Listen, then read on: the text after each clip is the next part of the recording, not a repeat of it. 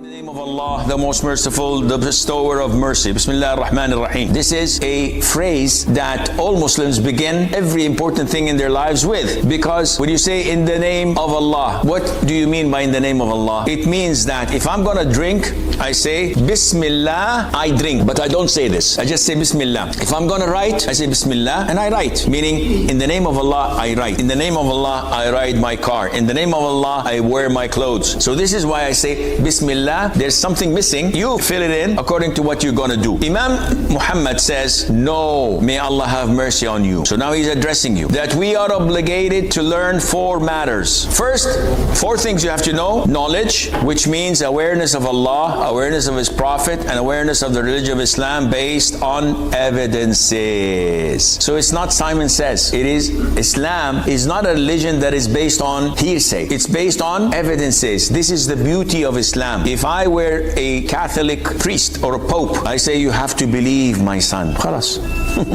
I gave you the evidence. In Islam, no. Allah Azza wa Jalla, Allah says 1, 2, 3, 4 in the Quran. The Prophet says 1, 2, 3, 4 in the Sunnah. Now you're related. You don't have to believe what I say because Simon says. So you need to base your belief on evidences. Second, acting on this. On what? Quick.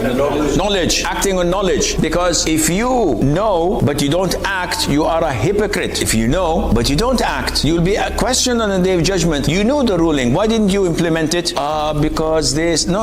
You have to know, then you have to act. Third, calling to it. How do you call to it? Da'wah. So I believe that sports is good for you. So whenever we sit together, akhi, you have to hit the gym. You have to hit the treadmill. You have to do some weights. I believe. I'm selling you. If I believe in cars, the moment we sit, oh, did you see the latest Ferrari? Or the Porsche 928S? So whatever you believe in, you always share it. So you believe in Islam, you always share it. That's why a good Muslim, no matter where he is, I'm sitting with a kafir, I'll try to drop, not a bomb, I'll try to drop a word of advice. Sometimes I'm in India. This happened once. And we had a driver, me and my friend, and the driver's name, by the way, is Shaitan. Wallahi, he's Hindu. And we wanted to speak together. And then I said, stop. And I said to the driver, excuse me, can we speak in Arabic? And the guy said, oh, no problem. I said, no, there is problem. There is problem. The problem is that the Prophet ﷺ prohibited us from speaking in private in the presence of a third. So in my religion, it's haram. And he said, oh, that's interesting. No, I have no problem. Thank you. You can speak. Is this da'wah? Yeah. I dropped something that would resonate in his head. You never know. Maybe 6, 7 years down the line, the guy says, I love this religion because I put the seed. And this is what you should do. Other than sitting with someone and say, hey, did you see the Super Bowl? Man, it was great, man. You see Rihanna? Oh, she sang this and that. Hey, what are you doing? You're a Muslim. You should not share this. I go sometimes to countries and the brothers picking me up for lectures. Wallah, this happened in London once. The guy's beard is this long. And he was driving me and said, hey, Sheikh, how did you chill? And we passed by a poster of a movie. And he said, oh Allah, this movie is great. Sheikh, did you see Hangover 2? Excuse me? I said, no, the movie. Said, wow, man, this is...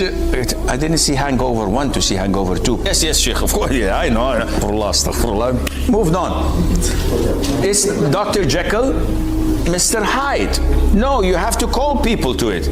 So knowledge, acting upon it, calling people to it. Number 4, patience with the harm that befalls due to it. So if you know, you act and you call people, is your life going to be smooth? It's going to be a bumpy ride. And no one works in da'wah has a smooth ride. Look at the Prophet ﷺ. How was his ride? It was the most difficult and challenging. But how was he inside? Content, happy, because he knew that this is what pleases Allah.